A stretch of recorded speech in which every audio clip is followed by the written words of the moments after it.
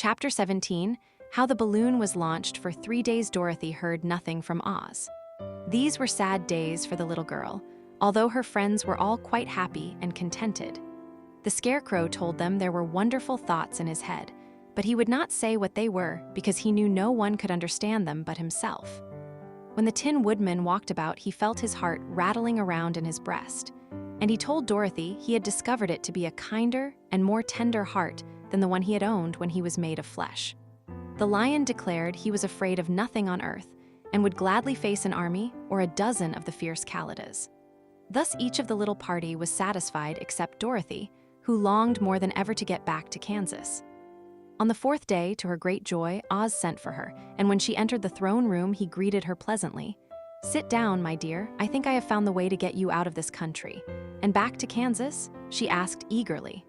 "Well, I am not sure about Kansas," said Oz, "for I haven't the faintest notion which way it lies. But the first thing to do is to cross the desert, and then it should be easy to find your way home." "How can I cross the desert?" she inquired. "Well, I'll tell you what I think," said the little man. "You see, when I came to this country it was in a balloon. You also came through the air, being carried by a cyclone. So I believe the best way to get across the desert will be through the air. Now, it is quite beyond my powers to make a cyclone, but I've been thinking the matter over, and I believe I can make a balloon." "How?" asked Dorothy. "A balloon," said Oz, "is made of silk, which is coated with glue to keep the gas in it. I have plenty of silk in the palace, so it will be no trouble to make the balloon. But in all this country, there is no gas to fill the balloon with to make it float. If it won't float," remarked Dorothy, "it will be of no use to us." "True," answered Oz, "but there is another way to make it float, which is to fill it with hot air. Hot air isn't as good as gas, for if the air should get cold, the balloon would come down in the desert, and we should be lost." "We!" exclaimed the girl. "Are you going with me?" "Yes, of course," replied Oz. "I am tired of being such a humbug.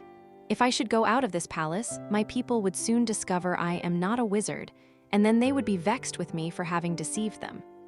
Deceived them? So I have to stay shut up in these rooms all day, and it gets tiresome. I'd much rather go back to Kansas with you and be in a circus again. I shall be glad to have your company," said Dorothy.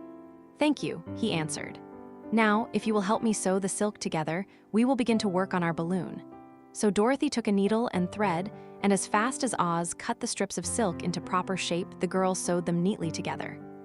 First there was a strip of light green silk, then a strip of dark green, and then a strip of emerald green, for Oz had a fancy to make the balloon in different shades of the color about them. It took 3 days to sew all the strips together, but when it was finished, they had a big bag of green silk more than 20 feet long. Then Oz painted it on the inside with a coat of thin glue to make it airtight, after which he announced that the balloon was ready. "But we must have a basket to ride in," he said. So he sent the soldier with the green whiskers for a big clothes basket, which he fastened with many ropes to the bottom of the balloon. When it was all ready, Oz sent word to his people that he was going to make a visit to a great brother wizard who lived in the clouds. The news spread rapidly throughout the city, and everyone came to see the wonderful sight. Oz ordered the balloon carried out in front of the palace, and the people gazed upon it with much curiosity. The Tin Woodman had chopped a big pile of wood, and now he made a fire of it, and Oz held the bottom of the balloon over the fire so that the hot air that arose from it would be caught in the silken bag. Gradually, the balloon swelled out and rose into the air, until finally the basket just touched the ground. Then Oz got into the basket and said to all the people in a loud voice, "I am now going away to make a visit. While I am gone, the Scarecrow will rule over you. I command you to obey him as you would me." The balloon was by this time tugging hard at the rope that held it to the ground, for the air within it was hot, and this made it so much lighter in weight than the air without that it pulled hard to rise into the sky.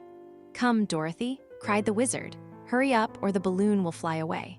"I can't find Toad anywhere," replied Dorothy, who did not wish to leave her little dog behind. Toto had run into the crowd to bark at a kitten, and Dorothy at last found him. She picked him up and ran towards the balloon. The balloon!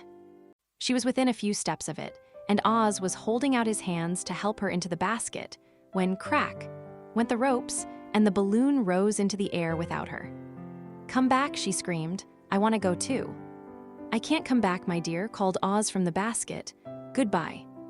"Goodbye," shouted everyone, and all eyes were turned upward to where the wizard was riding in the basket, rising every moment farther and farther into the sky. And that was the last any of them ever saw of Oz, the wonderful wizard, though he may have reached Omaha safely and be there now for all we know. But the people remembered him lovingly and said to one another, "Oz was always our friend. When he was here, he built for us this beautiful emerald city, and now he is gone, he has left the wise Scarecrow to rule over us." Still, for many days they grieved over the loss of the wonderful wizard and would not be comforted.